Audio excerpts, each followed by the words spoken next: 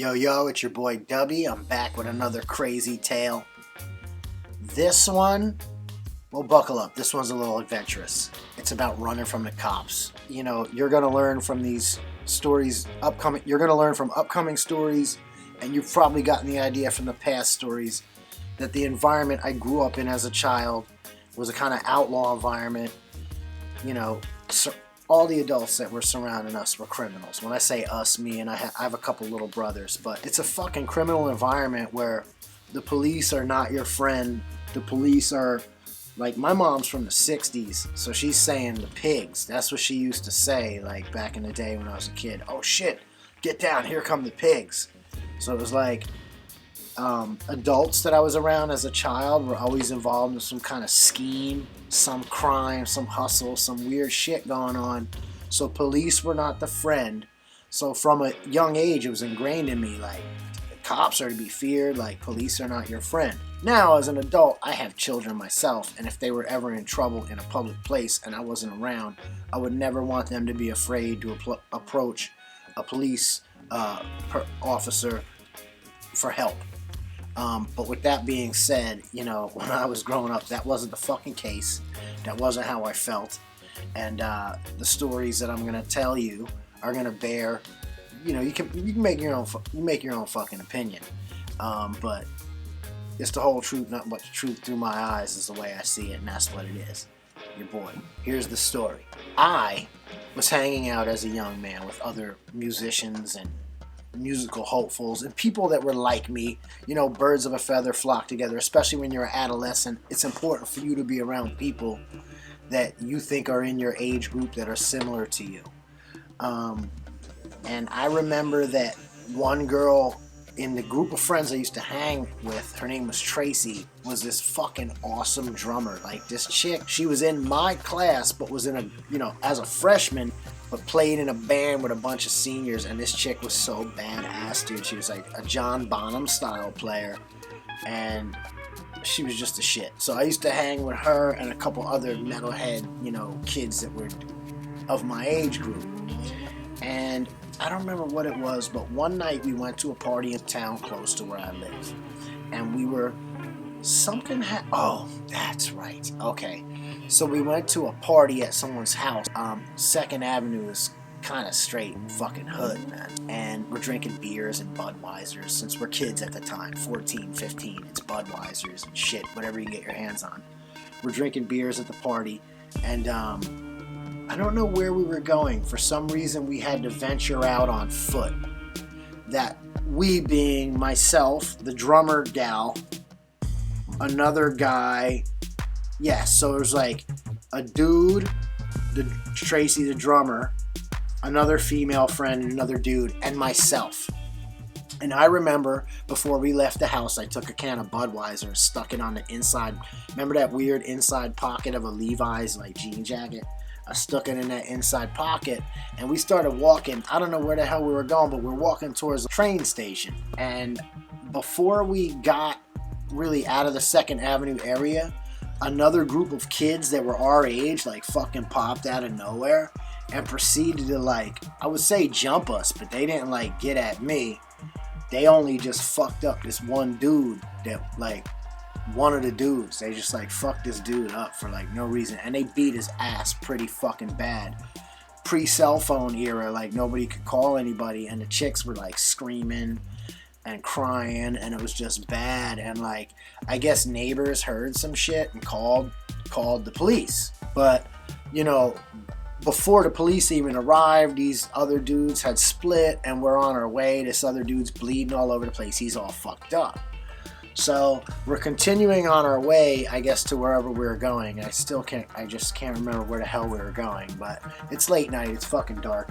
We're going to where we're going, and maybe 5 minutes later, now this is 5 minutes after a 5-minute brawl of someone getting their ass fucking kicked. So 10 minutes after someone got their ass fucking handed to them, here come the cops. Boom, boom. 2 cop cars pull up. Whoop, whoop, whoop, whoop. I'm like, oh shit. Because I'm like 15, and I just remembered at the last minute. I'm like, oh no. Because the assailants are gone at this point. It's just us.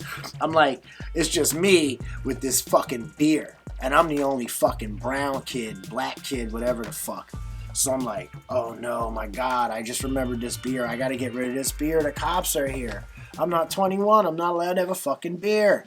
So I take the beer and I try to like, in a slick 15-year-old motherfucker's way, like, toss the beer. And we're in front of a church and it's just a grass lawn, so it's just like the beer. I remember the beer in the spotlights of the cop car. The beer makes this arc and lands on the fucking lawn, man. And as soon as that happened, I hear the cop car doors open and a guy gets out. Now I can't see nothing. It's spotlights. It's all black, like black behind the spotlights. And I hear a fucking white guy's voice say, "Hey, brother, what's happening, brother?" You know, giving me the ebonics and all that shit. He's like, "Brother, what you doing over here, man? You littering, man?" Like, he's talking to me like this, literally. And I'm like, wow, this is not gonna be fucking good. Because we were just the party that was assaulted, and now I'm getting the brother treatment from the white dude from behind the spotlights. Like, this is gonna be really fucking...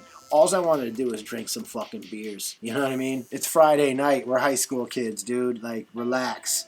But anyway, next thing I know, I'm getting grabbed. I'm slammed to the fucking ground. They grab me. I'm like, dude, easy, easy. I said it was this guy over here, you know, who needs help, the guy who's bleeding and all this shit. So once they realized that, you know, the party I was with had been assaulted, they kind of let me up and were kind of like being a little bit more accommodating, but they weren't going to let me off the hook for this beer. I'm going to jail for this fucking beer, man. That's what's going to happen, but they're going to be kinder about it. So they're talking to the guy. They realize he got his fucking ass whooped. And now the one cop car goes speeding off around the hood with backup to go look for the youthful assailants. Because the kids that kicked this kid's ass were our age. They're like 14 to 15-year-old fucking kids. So one of them probably got their ass kicked that night too. But now I'm under arrest because I'm 15 and he caught me with a 12-ounce can of Budweiser.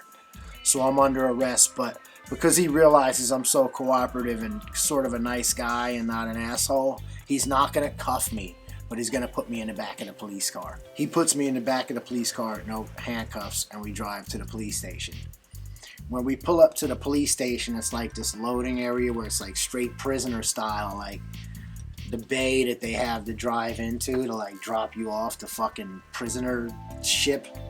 And just as we pull into that, it starts pouring fucking rain, like sheets, downpours.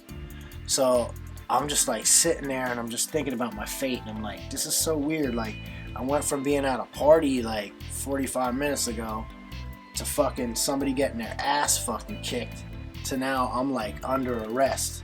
Now, I had already been to the youth detention center on a different situation where it was like they grabbed me, and I'm going to tell that story too, but let me phrase that different.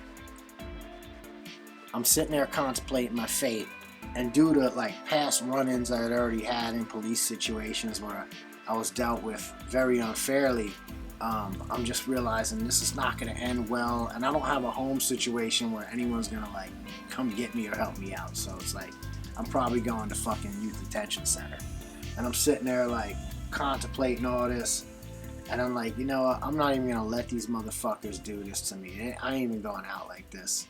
So as this guy walks around, he comes around and opens up the door to like let me out and lead me in. I just fucking bolt, man, and I start running. I start fucking running. But it's like, it's raining, and I'm already right next to the police station, so he's got like all the backup he could ever need. So I know that I'm gonna have to like do some ninja shit quick, and you know, some evasive maneuver type shit. So I don't try to go out onto the road and start running. I run straight for the nearest house, and there's like a 12-foot fence, like literally, because it's the fucking hood, you know? And I come up, bam, bam, bam. I come over this 12-foot fence. I've done this before. I come over this 12-foot fence like Spider-Man. I launch, and it's the spikily one, you know, the fence where it's like the top is like this. I fucking launch over the top of this fence, and I'm like, dude, At this, I remember when it was a long drop till I hit the ground. Boom, my feet hit the ground, and I'm like, it's on. These guys are not catching me, and I'm going home tonight. And I go fucking, it's a house, all the lights are off, it's fucking pitch black, it's raining, and I go charging to the other side of the yard. The idea being that I'm going to vault up the fence on the other side of the yard and be gone. When I go up the fucking fence, dude, on the other side of the yard, it's barbed wired. It's coming back. You know how they do like this where it's the barbed wire comes back over? And I'm like, this is a residential home, but it's in the hood. So it's like they got military fucking barbed wire. I come up to the top of the fence. I'm like, is this real? I'm at the top of it. I drop back down. Again, it's a long drop. I run to the left, to the next side of the yard, climb up. It's pitch black, so I can't see. I get to the top, barbed wire again. Now I get to the other side, and it's barbed wire again. I'm walled in on 3 sides with barbed wire, and then I hear the dogs. The fucking cops brought out the German Shepherds, man. So I realized I'm fucked. And now there's like 10 of them outside of this fence looking for my 15-year-old ass. So I'm like, wow, this is definitely going to end badly. So I'm like, I don't want these guys. The dogs couldn't get at me because it was like fully fenced in. But I'm like, I don't want these fucking guys to turn these dogs loose on me as I'm surrendering. So I got to verbally tell them. I told them through the fence. It was all ivied up and shit. Couldn't see him through the fence. I'm like, dude, I'm coming out. I'm giving up. I'm very sorry that I fucking ran. Please don't let these fucking dogs gnaw my throat. And that's it. So I climb up the one side of the fence that I came in that had the barbed wire, and I climb down. And when I was maybe 3/4, maybe 1/4 of the way down, 1 or 2 of the cops grab me and they're like, you're damn right you are, motherfucker, and slammed me to the ground. They didn't let the dogs bite me, thank God. They didn't beat my fucking ass, but they did slam my ass to the ground hard enough to fucking bust my little 15-year-old ribs up. And whew, what a night, man. They brought me in the police station. They were well fucking pissed. I wasn't about to explain to them.